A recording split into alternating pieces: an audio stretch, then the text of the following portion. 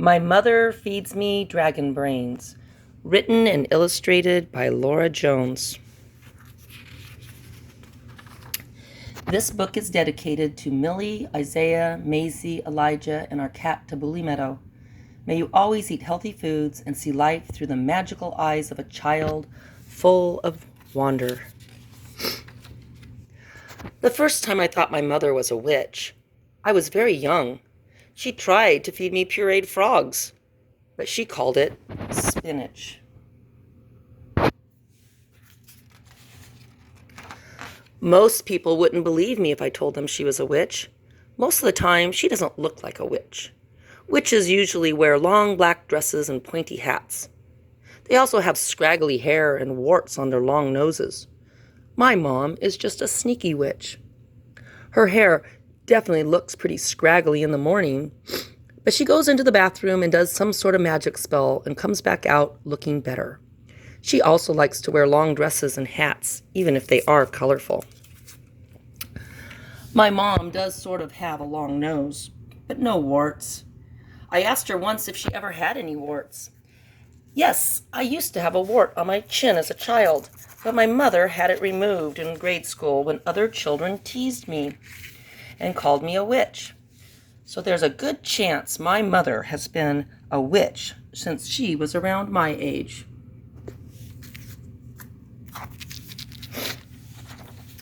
Witches have wands. She has a silver wand twisted into the shape of a star. Sometimes she takes it and taps it on something and makes it sing. She keeps it in a place out of reach and doesn't let me play with it, saying how I might accidentally bend it and then it won't sing anymore. That's a special wand. It always reminds me to look at life with wonder and that life is wonderful, she tells me as she taps it on the bookshelf and makes it sing over my head. She keeps it in a vase on the mantle with other special wands, like the cardboard one I made for her in preschool.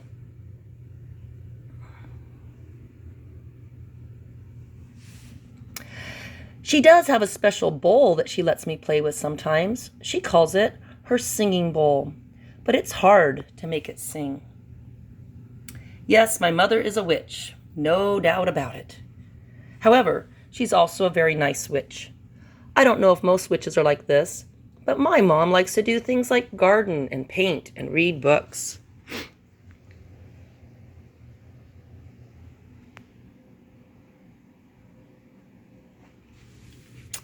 Sometimes she even volunteers in my classroom at school. She likes to read books to me about beanstalks that grow up to places where grumpy giants live, and about beady-eyed trolls that lurk under bridges. Some of my favorite stories are about ogres and goblins that live in forests, unicorns with golden horns, and dragons with small heads and huge bodies, covered in green scales and feathery wings. Books are magic, she once told me. That must be why our house is filled with books, and she always seems to be reading one. Witches like magic. One day, she took me hunting for huckleberries, and we found a big tree with a little opening at the bottom of it. "Mom, it looks like it could be a doorway." She smiled at me. "You are right. Maybe some gnome lives here. They are probably hunting for berries too and aren't home right now. But maybe we'll see them." She always knows how to turn outings into exciting adventures. Then she paused. "Let's not wander off looking for them, though. I wouldn't want to run into any ogres." Most of the time, I don't mind that she's a witch, except when it comes to food. I do not like eating weird green stuff that tastes gross and things that feel funny in my mouth. "Cauliflower is good for you," my mother tells me as she puts a pile of dragon brains on my plate. She can't fool me. I know a dragon brain when I see one, no matter what name she gives it. She seems concerned when I refuse to eat the giant green fingers that she cuts into slices, or the discarded unicorn horns. Not many people know that unicorn horns turn orange when they fall off. Buttered baby goblin heads, or dark purple beady troll eyes. She tries calling them by other names, like zucchini, carrots, Brussels sprouts, and blueberries, but I still will not eat them. Try some broccoli, she told me one night. They look like trees, I said as I lifted one with my fork. You're right, they do, her eyes twinkled. Do you know how much trouble I went to take an entire forest and shrink it down to fit on your plate? Yes, she is definitely a witch. But lately, something's changed. She came home one day with a new magic book. She calls it a cookbook. You'll like these recipes, I'm sure of it. She took her book of spells into the kitchen and shooed me out, but I peeked and caught a glimpse of what witches do in kitchens. She cackled with glee as she looked at her book of spells. She took piles of green dragon scales and dark purple troll eyes, along with some red dragon eyes, and pureed them all up together. Then she chopped up some dragon brains and peeled the skin off of green giant fingers and steamed them together in her big kettle. She did the same thing to a pile of unicorn horns and what looked like huge orange toes from some unknown creature. I heard her mumble something, probably a spell, over the boiling pot. I gasped, and she looked up and saw me peeking. Out you go! She took her broom. I read that witches always have brooms, and even fly on them, and she shooed me away again. Before long, she came out of the kitchen and called to my older sister, Millie. I need to fly to the store. I wonder if our car turns into a broom when she goes around the corner.